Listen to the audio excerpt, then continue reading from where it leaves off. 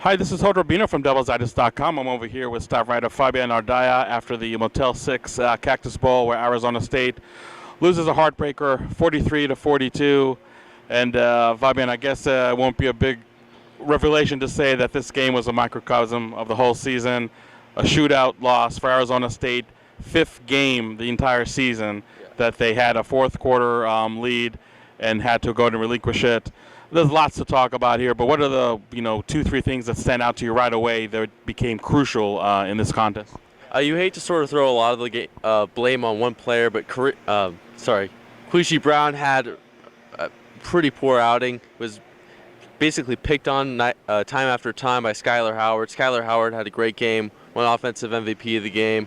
Another thing that stood out to me for next year, at least, is Tim White. He had an excellent game.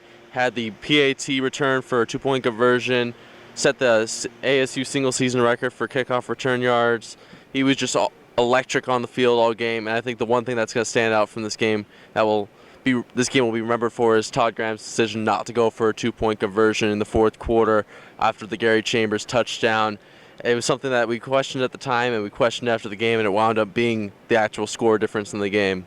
Yeah, and that wasn't the only mismanagement that Todd Graham admitted to. There was also a timeout taken on a kickoff, something you never see, even if you have 12 men on the field, because after all, it's just a kickoff. And Todd Graham said he wanted to line up for an onside kick, did not have the correct personnel, was forced to call a timeout because of that.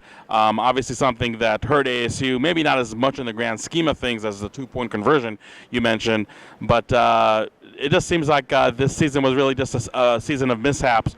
But let's talk about some of the positives. Even though the offense started out on a very slow note, I feel for the last three games, including this game, we've seen the Arizona State offense we expected to see. Mike Berkovich and Devin Lucian, one of the best quarterback wide receiver connections we've seen, in quite a bit while at Arizona State. Very, very potent, especially in the last three games. Maybe the running game today wasn't there as much, but Mike Berkovich, you look at the numbers, 29-52, 418 yards passing, 4 touchdowns, no interceptions. How would you remember Mike Berkovich this season? I mean, it is a 6-7 losing season, but the way Mike Berkovich played the last three games, how would you go ahead and just rate Mike Berkovich and this entire ASU offense this season? Well, people thought that in 2014 Taylor Kelly got criticized. Look at Mike Berkovich this year. And I think I said it at the time. It actually kind of proved to be true a little bit, that the best thing and the worst thing that could have happened to him in his ASU career was that Jale Mary game, because it set the expectations so high. I think overall he proved the quarterback he can be, which is an above-average Pac-12 quarterback. And you saw down the stretch where he can be a very good quarterback when you put him in the right situations with the right receiver. And then I think down the stretch he showed what this vertical offense could do, especially when you have that deep threat. And Devin Lucian developing, I think that might be the story of the second half of the season. I know a lot of the games didn't go the way ASU wanted them to do. And I don't think there's a single player in the country who wants a year of eligibility more than Devin Lucian, because he really came on strong down the stretch. Quishy Brown, obviously a lot of critical mistakes by Brown, but really the whole defense as a whole definitely had a very, very poor outing. I mean, you look at the numbers, 676 yards, total offense by West Virginia, way above their average.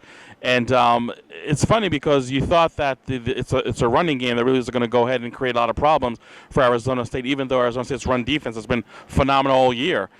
West Virginia really had their way in the air with Arizona State. Quishy Brown, as we mentioned, getting burned a lot of coverages, but he wasn't the only one. And it was just amazing to see that as much as they punished Arizona State in the air, they had 2 third down and longs. And that's where they went ahead and ran for, well over 10 yards in each run. And it seemed like really it was on the ground and in the air. The Arizona State defense absolutely had, no answer. And must be frustrating for the offense to go ahead and put the last three games, very good numbers, on the board, whether it's points in the stat sheet with the total yards. But the defense, just time and time again, the last three games really has failed Arizona State in many aspects. Also, you just don't give up 500 yards passing and blame it on one player. There's a lot of errors to go around, and it was just part of it was not getting pressure, and part of that is just because of the style. Coach Graham said he brought a lot less of the 6-man blitz sets, mostly because Layu Mokiola was hurt. You were dealing with a lot of injuries on the back end, and you're dealing with a lot of inexperience on the back end, but also when you give the quarterback plenty of time to throw. and you have a bunch of athletic receivers like West Virginia did, it opens up those passing lanes, and they were open all night long. And then eventually the running game opened up as well, especially on critical downs and third down longs. So let's kind of look a little to the future. I mean, even though we're in 2016 already, this was the last game of the 2015 season for Arizona State. And we saw a great trajectory under Todd Graham the first 3 years, and you just saw year after year the momentum building. And now the question is, how does Arizona State stop the negative momentum? This is the first losing season for Arizona State under Todd Graham, 6-7 record, as we mentioned. Obviously, Arizona State is losing a lot of good seniors on both sides of the ball. I mean, just looking ahead at 2016, ending a disappointing season, losing so many significant players on both sides of the ball, just initial, projection, what does 2016 hold for Arizona State based on what we saw this year? I honestly think that next year is the make or break year for Todd Graham. And it's not necessarily a fireable year by any means, but this is the bounce back year. You need to have it if you're ASU. There's no way you can't have another 6-6 season like this. And a lot of it's going to depend on a lot of things that we're going to look at during spring camp, like the quarterback competition. Coach Chip Lindsey, the new offensive coordinator, how is he going to do?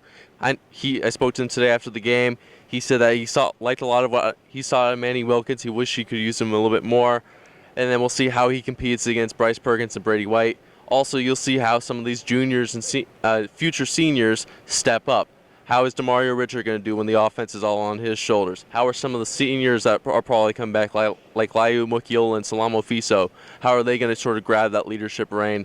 And it's still a lot to be determined, and a lot to be determined just based on who they can recruit, who can be an impact player. But I think they have the pieces to have a really nice bounce-back year. It's just a matter of execution. Well, you're just thinking a season that was just really full of frustration, that everything that could go wrong did go wrong for Arizona State. Maybe the Sun Devils will do for some better luck in 2016 and to go ahead and really prove that the 6-7 campaign was indeed an operation under Todd Graham, and you look at the totality of his success record at Tempe. For Fabian Ardaya, this is Hoder Bino reporting from Chase Field for DevilsDigest.com.